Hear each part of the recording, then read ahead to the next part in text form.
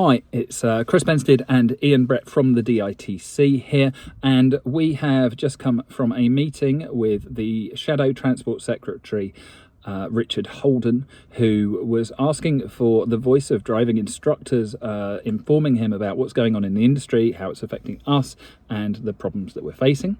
And we've come out to the news from the Transport Select Committee, in which it has been announced that there are going to be a number of changes moving forwards, and that they are not going to reach the targets which have been set. So DVSA have said they need to recruit 400 driving examiners to meet current demand and bring waiting lists back to normal. They've recruited a total of 360, but due to people retiring, leaving, finding other jobs, they've got a net gain of 40, which is about 10% of what they need, and not really going to get us anywhere closer to those targets that they've set. They have now announced they're going to be taking driving examiners from the Ministry of Defence, who are civilians who will be conducting tests in the same way as they do in the civilian world, because they're identical tests. They just won't have had the same training as the DVSA examiners. They're sending over 36, which sounds like quite a lot. That would bring us up to almost 20% of the examiners they need, but it's only for 1 day a week. So actually, we're probably getting 6 and a bit examiners from the driving defence department.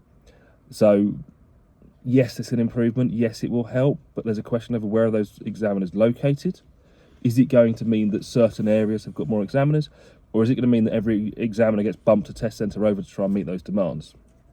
It also isn't going to address and benefit the Part 2 and Part 3 demand that I know PDIs are very concerned about, and trainers like ourselves, because it's not those examiners that are being addressed. And actually, all the time that we're not addressing the issue or being able to be successful at addressing the issues with the examiner numbers, it's holding them back, creating positions and filling the positions with the ADI examiners, which we need for the Part 2s and Part 3s. The other bit of news is that the system is going to be exclusively available for booking for the pupils themselves. Doesn't mean you can't sit with them and help them. Doesn't mean that you can't be involved in the process, but you can't. The OBS side of things is going to be closed. So it's going to be the public booking system only. Now, that means that effectively we're putting the control over tests in the hands of the candidates. And I know a lot of instructors do that already, but it means that we're going to have an increased number of calls where people are not listening to their instructor who's saying you're not ready yet, and they're saying I want to give it a go. They're going to be phoning around everybody trying to find someone for a late notice appointment to take them to test.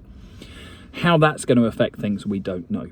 But potentially there's a lot of work, good work, that's been done by instructors to help manage this system alongside things from DVSA like Ready to Pass, where that awareness is going to get lost because it's going to be, well, I booked the test, I'm taking the test potentially. So that is also a concern for us, and that's something that we're going to be keeping an eye on going forwards. There's also changes in the number of swaps you can do, and the fact that they're going to make it geographically difficult to move your test. So you don't have a selection of test centres you can move to, which for people in the southeast of England where you can't book a test locally, you have to book somewhere like York or Bangor or Aberdeen and then try and use a cancellation service to move the test.